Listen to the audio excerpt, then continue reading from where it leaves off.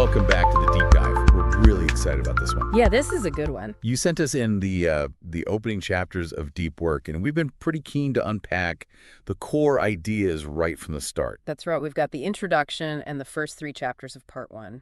And our mission, really, is to pull out the main arguments, the key insights. Basically, why the author thinks this deep work thing is, well, valuable, why it's getting rarer, and ultimately why it's actually meaningful. So let's dive in. Let's do it. Okay, so unpacking this. The book kicks off with that story about Carl Jung, right? Right. At Bowling Tower. What really stood out to you about that opening? Well, I think it's the deliberateness of it all. You know, this wasn't him just like taking a break. Right, not a holiday. No, absolutely not. It felt very strategic. He'd just published a major work, had his split with Freud, and he seemed to need this space, this dedicated, focused time to push his thinking. And the routine itself was pretty intense. Rising early, writing for hours, no electricity. Exactly. It really sets the stage for this idea of intense, distraction-free concentration. Which is basically his definition of deep work, isn't it? Yeah. Professional activities performed in a state of distraction-free concentration. That push your cognitive capabilities to their limit. Yeah. And crucially, it creates new value, improves your skill, and it's hard for others to replicate. And Jung's retreat is just the first example. He quickly lists others, doesn't he? Yeah, Montaigne, Mark Twain in his shed, Woody Allen, even Bill Gates with his Think Weeks. It really hammers home that this isn't some new fad. This kind of focus has been around for a long time among, well, highly effective people. Absolutely. It kind of normalizes it. But then he immediately contrasts that with, well, with today. With us, basically. Yeah. The modern knowledge worker and all the network tools pulling at our attention. Emails, social media, news feeds. The constant barrage, it feels like a completely different world from Jung's tower. And that leads straight into the opposite concept, shallow work. Right. The stuff that doesn't demand much brain power. Logistical tasks, often done while you're distracted. Like checking email constantly, maybe? Yeah, or scheduling meetings, things that don't really create significant new value, and frankly, anyone could do. And here's where it gets a bit, well, concerning. He references Nicholas Carr, suggesting this constant shallowness might actually be hurting our ability to do deep work. That it might, like, permanently reduce our capacity for concentration, rewiring our brains almost. Which is a pretty sobering thought. It is, but he flips it. He argues this very trend creates a huge opportunity. An opportunity for those who deliberately choose depth. Exactly, which is where that story of Jason Ben comes in, the financial consultant. Oh, yeah, that was a great example. His job was getting automated. Right, so he saw the writing on the wall and decided to learn coding, but not just casually. No, he went all in. Locked himself away, no computer initially, just textbooks. Really intense, focused study. The struggle he had initially just to focus is really telling, isn't it? It shows how hard it can be to break away from distraction. Definitely. But look at the payoff. He learned quickly, got into a top boot camp, massively increased his salary. It perfectly illustrates the author's 2 main reasons why deep work is so crucial now. Which are? 1, the ability to learn hard things quickly, because technology changes so fast. And 2. The ability to produce high-quality work at an elite level, both in quality and speed. You need to stand out. Okay, so those 2 abilities are key in today's economy. And all this culminates in the deep work hypothesis. Which is? Basically that the ability to go deep is becoming rarer. Just as it's becoming more valuable economically. Exactly. So the few who actually cultivate this skill are the ones who are going to thrive. Makes sense. It sets up the whole argument for the rest of the book, really. He also mentions his own background briefly as a theoretical computer scientist. Yeah, grounding his interest in this personally, showing he practices what he preaches. Right. Okay, let's move into chapter 1 then. Deep work is valuable. So here, he starts with more contemporary examples. Nate Silver, David Heinemeier Hansson, John Doerr. What's the thread connecting these guys? He uses them to illustrate this bigger economic shift that some MIT economists talked about in Race Against the Machine. The Great Restructuring. Yeah, technology is changing the labor market, creating sort of winners and losers. And he focuses on the winners, Yeah. the 3 groups identified by those economists. Right, you've got the high-skilled workers, the superstars, and the owners. Okay, break those down a bit. High-skilled. Think Nate Silver. People who can work effectively with complex, intelligent machines and data. That quote from Tyler Cowen is key. Are you good at working with intelligent machines or not? That seems increasingly relevant. And superstars. That's like David Heinemeier Hansson, creator of Ruby on Rails. Technology lets the very best in a field dominate a global market. It's that winner-take-all effect. Even a small edge gets magnified massively. Okay. And the owners. People with capital to invest in these new technologies, like venture capitalist John Doerr. Think Instagram, huge value created by a tiny team, massive leverage for the investors. Got it. Now, becoming an owner might be tough for most people. Right, but the author argues becoming a high-skilled worker or a superstar is more accessible And how do you do that? by developing those two core abilities we just mentioned. Ability 1. Yeah. Quickly master hard things. Yes, because the tools and technologies are constantly changing. He uses Silver again, talking about the complexity of the software and databases he uses. It requires constant learning. You can't just learn one thing and be set for life anymore. Pretty much. And this rapid learning isn't just for tech people. It's key to becoming a superstar in almost any field now. Okay. And ability 2. Produce at an elite level. Quality and speed. Exactly. Yeah. It's not enough just to know stuff. You have to produce valuable things with that knowledge. Yeah. Hansen didn't just learn coding. He built Ruby on Rails. Silver didn't just analyze stats. He applied it very visibly to election forecasting. Tangible results matter. Precisely. And the author's core argument here is that both these abilities fundamentally depend on being able to perform deep work. Okay, so let's connect the dots. How does deep work help you learn fast? He brings in a few ideas. First, that concept of converging rays of attention, intense focus, allows for better absorption. Makes intuitive sense.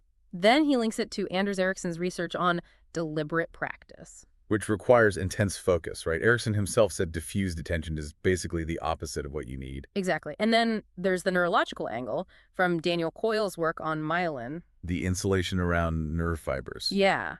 The idea is that intense focus helps isolate the specific neural circuits you're trying to build, making the myelination process, the skill-building process, more efficient. So learning hard things quickly requires intense, focused concentration, which is deep work. Nailed it.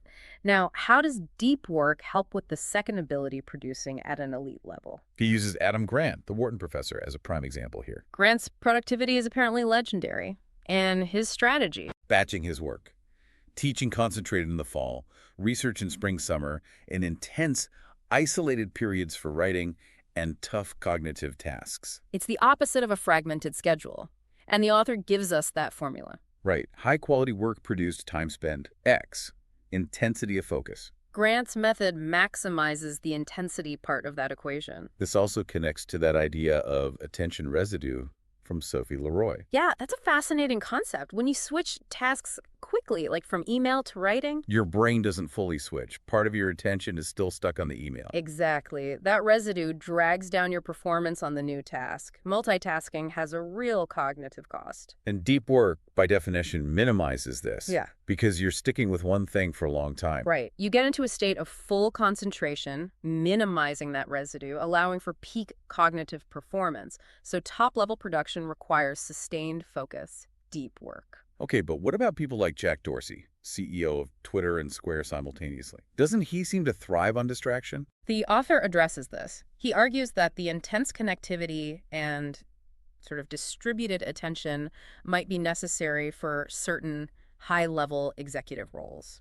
Their job is to be like hard to automate decision engines, Right. constantly processing information from many sources. Right, but he strongly cautions against taking that as a model for most other jobs. So just because a CEO works like that doesn't mean a writer, programmer, or analyst should. Definitely not. He even mentions consultants finding more value by disconnecting sometimes. So unless your job specifically requires that constant switching, Prioritizing depth is probably the better bet. that's the takeaway. Okay, that makes sense. Let's move to chapter 2. Deep work is rare. So this chapter tackles the paradox. If deep work is so valuable, why do so many trends seem to push against it? Yeah, he lists things like open office plans. Which companies like Facebook champion for serendipity, but often just create distraction. And the rise of instant messaging, Slack, Teams, etc. Always on, constant interruptions. He cites research on how long it takes to regain focus after even a brief interruption.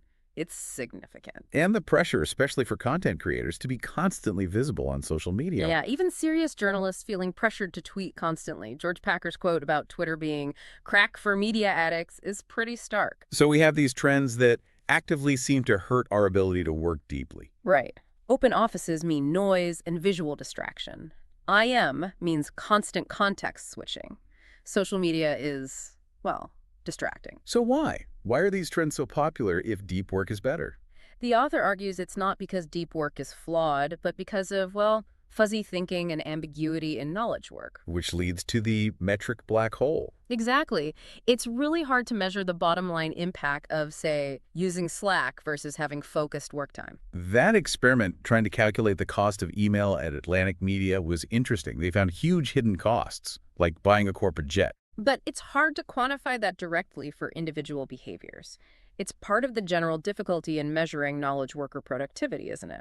Yeah, like Thomas Piketty's point about how hard it is to objectively justify huge executive salaries based on individual contribution. And when you can't clearly measure the impact of deep work versus shallow work, Deep work loses out. it becomes vulnerable, which leads to the next principle, the principle of least resistance. Meaning, without clear feedback, we just do what's easiest in the moment. Pretty much.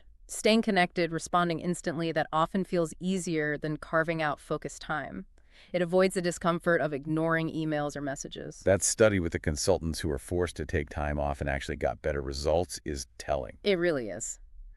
This principle also explains things like constant meetings that break up the day or forwarding emails with quick, unhelpful questions. It's just easier now. Okay, so the lack of clear metrics leads us to do what's easy, Mhm. which is often shallow. What else? Busyness as proxy for productivity. Ah, the appearance of working hard. Exactly. If it's hard to measure real output in knowledge work, people fall back on demonstrating value by looking busy. Lots of emails sent, meetings attended, looking stressed. It's like an outdated industrial mindset, like cranking widgets applied to knowledge work where it doesn't really fit. He contrasts this with, say, a research professor whose output is clearer. Richard Feynman avoiding administrative duties to focus on physics comes to mind. Right. But for many, it's a bewildering psychic landscape, as Matthew Crawford puts it. So, visible busyness becomes the default way to show you're earning your keep. Marissa Mayer banning remote work at Yahoo is cited as an example of valuing this visible busyness. Yeah, even though it might hinder actual deep work for many. And again, the metric black hole allows this focus on busyness to persist. Makes sense. And the final factor. The cult of the internet. This sounds provocative. It's the idea, building on Neil Postman's technopoly, that we tend to assume anything related to the internet or new technology is inherently good and necessary. Without really weighing the trade-offs. Exactly. Postman argued technopoly makes alternatives invisible and therefore irrelevant. Evgeny Morozov calls it internet centrism. So questioning the need to be constantly tweeting, like Jonathan Franzen did, gets you attacked because the alternative, not using Twitter, is almost unthinkable in this mindset. Right. The default is to adopt the new tech, the new platform. Thinking critically about its actual benefit versus its cost to focus gets sidelined. That image of the like us on Facebook sticker on a refrigerated truck is just perfect. It really captures the absurdity sometimes. So deep work, being sort of old-fashioned and focused, struggles in this environment, not because it's bad, but because its benefits aren't easily measured, while the allure of the new and connected is strong. Precisely. But again, the author ends on a positive note for the individual. This very rarity creates a massive advantage for anyone who does choose to prioritize depth. Yeah, if everyone else is swimming in the shallows, the person who goes deep can really stand out. Okay, powerful stuff. Which brings us to the final chapter in this section, chapter 3. Deep work is meaningful. Right, so he shifts gears here. We've had the valuable and rare arguments, which are quite pragmatic. Now he's arguing that deep work actually resonates on a deeper human level. And he starts with another craftsman example, Rick Furr, the blacksmith. Yeah, specializing in ancient metalworking. The description of him making a Viking sword, smelting the steel, hours of hammering, the focus. It sounds incredibly demanding, but also deeply satisfying for him. That quote, "I don't need a sword, but I have to make them." It really speaks to the intrinsic drive and meaning found in mastering a challenging craft through intense focus. But the author argues this isn't just for blacksmiths, right? This sense of meaning is available in knowledge work, too. Yes, even though it's often obscured by the ambiguity and the push towards shallow tasks we just discussed, he makes 3 cases for this: neurological, psychological, and philosophical. Okay, let's start with neurological argument. Based on Winfred Gallagher's work. Right. Gallagher, after a cancer diagnosis, had this insight about the power of attention. Her realization was that managing her focus, choosing to focus on life, not just the illness, was key. Her grand unified theory. Skillfully managing attention is the key to a good life. Basically, yes. Our subjective experience of the world, our reality, is constructed by what we pay attention to. As she says, who you are is the sum of what you focus on. That's a powerful idea. How does it connect to deep work? Well, if you spend your working hours immersed in deep, challenging, meaningful projects. Your brain constructs a reality, a worldview that reflects that depth and meaning. Exactly. Conversely, if your attention is constantly fragmented by shallow concerns, emails, notifications, minor problems. Your mental world becomes dominated by stress, irritation, and triviality. Right. Deep work essentially hijacks your attention in a positive way, steering it towards substance and away from the negativity that can fester when the mind is idle or unfocused. The idle mind is the devil's workshop, as Gallagher quotes. So the neurological argument is, deep work leads to a richer, more meaningful, subjective experience of your working life, simply by shaping what your brain focuses on. Okay, compelling. What about the psychological argument? This draws heavily on Csikszentmihalyi's concept of flow. That feeling of being completely absorbed in an activity, in the zone. Precisely.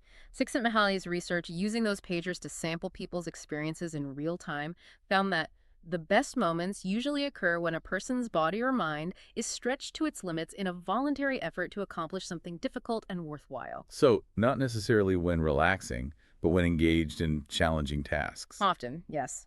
He even noted jobs can be easier to enjoy than leisure time because they often have built-in goals, challenges, and feedback key components for flow. And experiencing more flow leads to greater life satisfaction overall. That's the finding. And deep work, by its very nature pushing cognitive limits, requiring intense focus on a challenging task, is almost perfectly designed to induce flow states. So, structuring your work life to include more deep work is essentially structuring it for more flow and therefore more psychological satisfaction. That's the argument. It's a scientifically validated path to finding work enjoyable and meaningful. All right. And the third argument, the philosophical one. This one brings in Hubert Dreyfus and Sean Kelly and their book, All Things Shining. They're concerned about a loss of meaning, a sense that the world isn't inherently sacred or meaningful anymore.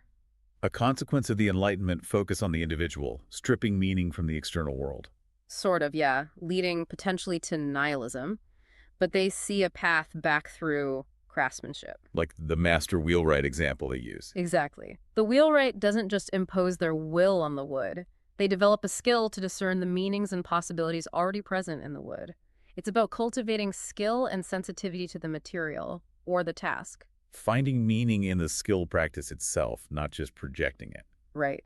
And this sense of connection and care, they argue, is where a kind of sacredness or deep meaning can be rediscovered. And this applies beyond manual crafts. Absolutely. The author argues any pursuit requiring high skill, like computer programming, for instance, can generate this meaning when approached with a craftsman's mindset. He quotes Santiago Gonzalez talking about beautiful code being like poetry. And that connection to medieval cathedral builders envisioning cathedrals while cutting mere stones. Yeah, it's about the dedication to the craft, the pursuit of excellence, the skill involved. That's where the meaning lies, regardless of the specific job title. And cultivating that level of skill, that craftsmanship. Inevitably requires deep work. You can't become a master craftsman of anything through shallow, distracted effort.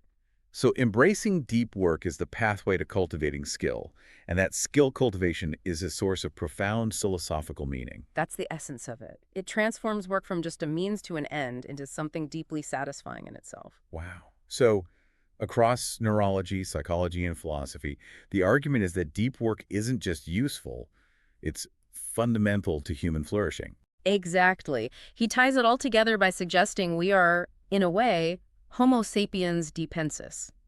We're wired for depth, and we suffer in constant shallowness. Ending with that Gallagher quote again. Yeah. I'll live the focused life because it's the best kind there is. It really brings it full circle. A deep life is a good life. What an insightful journey through just these initial chapters. It really lays a powerful foundation. Absolutely. He builds a really convincing case right from the outset. Well, thank you for taking this deep dive with us today. We've definitely only scratched the surface of deep work. For sure. But hopefully everyone listening now has a really solid grasp of why the author thinks this is so incredibly important. Yeah, the value, the rarity, and the meaning, it's all there. Which leads to maybe some food for thought for everyone listening. Mm-hmm. Thinking about your own work, your own day. How much of it genuinely falls into that deep category versus the shallow? It's a challenging question to answer, honestly, sometimes. It really is. And maybe, what's just one small thing you could try, one small step to carve out a little more time for depth? Definitely something to ponder. And speaking of going deeper, don't miss our next deep dive. Because we'll be tackling part 2 of the book. Exactly. That's where he gets into the how-to, the rules and strategies for actually implementing deep work in your own life. Yeah, moving from the why to the how should be very practical. It should be great. So definitely join us for that.